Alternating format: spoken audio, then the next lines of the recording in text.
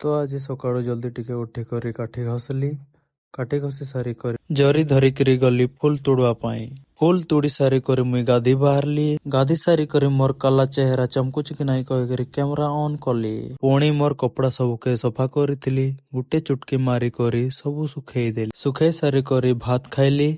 भात खाई सारी करी मेसिन पाके गली। मेसिन रे ब्रेकर लगी तो ब्रेकर खोलिकी बकेट लगे देनु।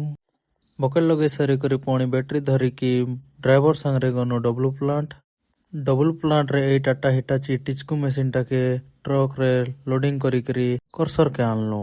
करसर आसला परे पुणी मुई गली रास्ता बनेबा पाई। तो आपण माने देखि परथिबे मेसिन रे माटी लोडिंग करा होउची रास्ता बनेबा पाई। माटी लोडिंग चलतिला तो मुई टिके साइड आड़के आसली आउ देखबा के पाइली जे केते सुंदर सुंदर फूल फटिची आउ टिके वीडियो बनै दिली।